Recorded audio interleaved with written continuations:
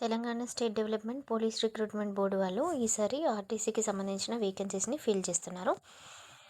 So TSL PRB ఈ recruitment అయితే చేస్తున్నారు.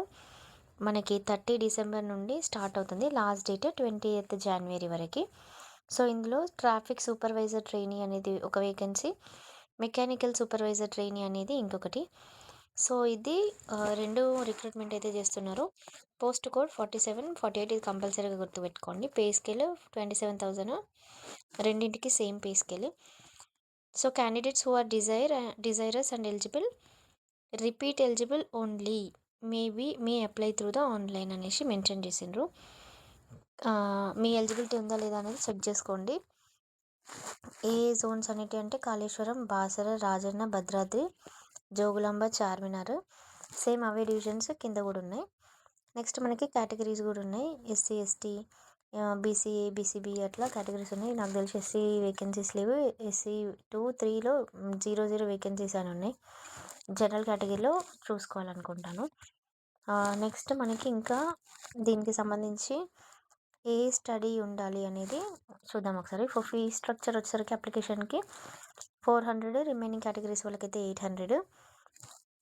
ఫస్ట్ స్టెప్ రిజిస్ట్రేషన్ చేసుకోవాలి, తర్వాత పేమెంట్ చేసుకోవాలి. ఇక్కడ రిజిస్ట్రేషన్ చేసుకునేటప్పుడు మీరు కంపల్సరీగా గుర్తుపెట్టుకోవాల్సింది మొబైల్ నెంబర్ని యూజ్ చేసుకొని అండ్ ఒక యూజర్ ఐడి యూజ్ చేసుకోవాలి.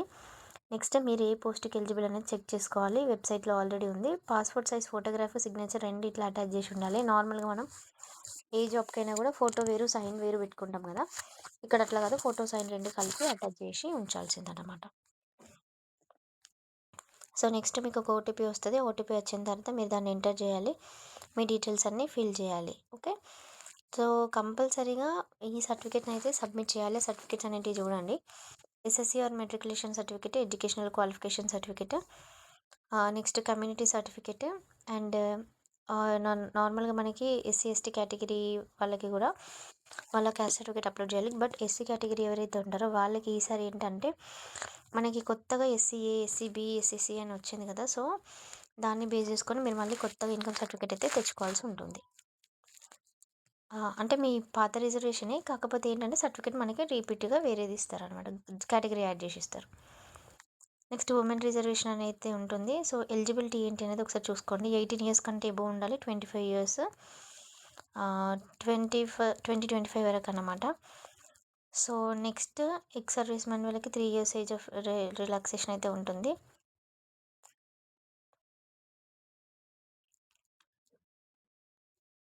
నెక్స్ట్ మెడికల్ టెస్ట్ అయితే ఉండడం జరుగుతుంది.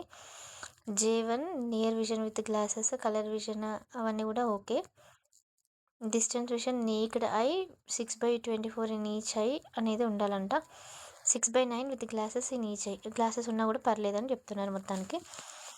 సో రిటర్న్ ఎగ్జామినేషన్ ఉంటుంది. Supervisory aptitude, engineering aptitude, numerical aptitude, reasoning, general English, general knowledge. Selection అనేది ప్యూర్లీ మెరిట్ బేస్డ్ అయితే ఉంటుందంట. సో లోకల్ క్యాండిడేట్స్కి ప్రిఫరెన్స్ అయితే ఇస్తారు.